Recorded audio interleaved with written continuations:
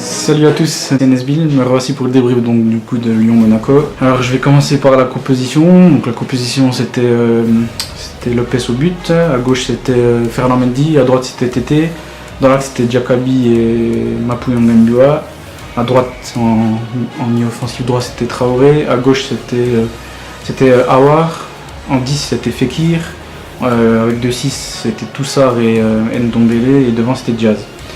Moi j'ai juste un truc à dire sur la composition déjà, je pense que Traoré il aurait pas dû jouer parce qu'il vient quand même de 2 matchs encore en Afrique, au fin fond de l'Afrique. Je pense qu'il a dû revenir peut-être jeudi et puis on le refait encore jouer un vendredi soir. On a bien vu qu'il était carbo le pauvre. Et après Mapou pour moi il doit plus être considéré comme un professionnel. Déjà il y a 6 mois on veut le vendre et là on le met dans un match important, on le met en titulaire en défense centrale, j'ai pas trop compris. Donc pour moi, il n'aurait pas dû jouer non plus. On a commencé un jeune, ou plein d'autres possibilités, je pense, pour pas faire jouer Mapou. Voilà, sur le plan de la composition. Après, donc sur le match, la première mi-temps, je trouve qu'on a été assez bon sur le plan offensif, surtout le côté gauche, avec quand même Fekir, Aouar, Mendy. Franchement, ils ont bien combiné les trois. Là, j'ai trouvé qu'on a été vraiment bon offensivement. Sur quelques actions, on était même, franchement, on était impressionnant.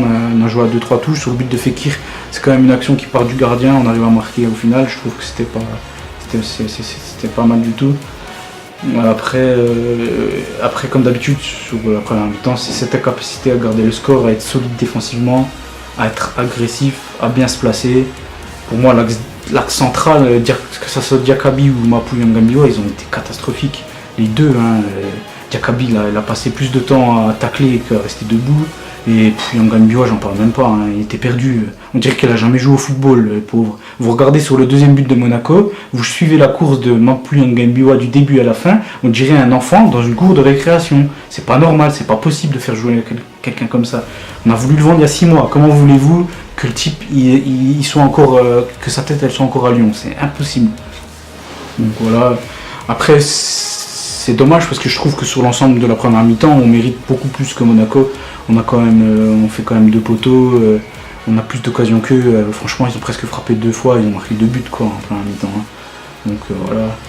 Après la deuxième mi-temps je trouvais par contre très faible, à part quelques actions, quelques fulgurances par-ci par-là, mais je trouve que à domicile contre ce Monaco là on doit faire beaucoup mieux, surtout dans l'utilisation du ballon. C'était trop fébrile en deuxième mi-temps, on n'a pas été très bon. C'était moyen quoi, c'était brouillon. Après j'avoue que c'est dur de faire du jeu, quand à la relance derrière vous avez Diakaby et Mapou Ngambioua. Je pense que c'est compliqué, mais bon il n'y a pas que ça quoi. On doit faire beaucoup mieux. Après sur la deuxième mi-temps et sur l'ensemble du match en général, je pense que Diaz il a fait un gros match aussi. Je pense que c'est l'un de ses meilleurs matchs à Lyon, il a marqué, c'est certes, mais pas que ça. Je trouve que dans le jeu il a un peu plus participé, il a été bon, ça va, dans ses passes, dans ses transmissions. Techniquement il a été meilleur que dans d'autres matchs. Donc je trouve, et puis il manque de réussite sur ce match.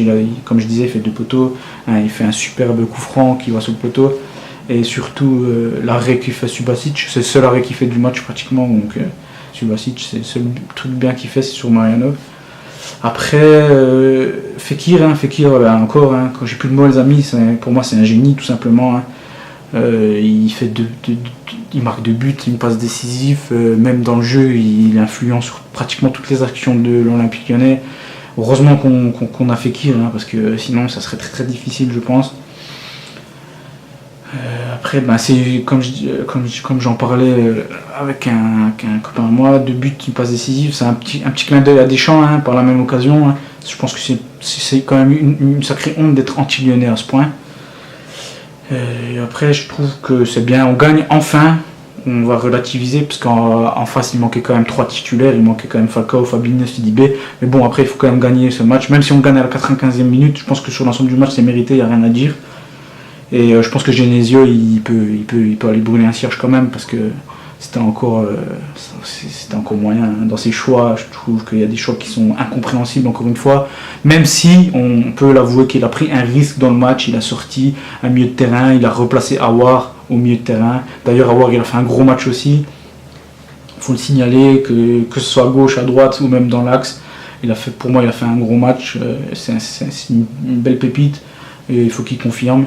Et moi, ce que j'ai trouvé aussi, c'est Ferland Mendy, je le trouve très très bon. Je pense qu'on n'a pas eu un latéral aussi bon depuis Abidal à Lyon.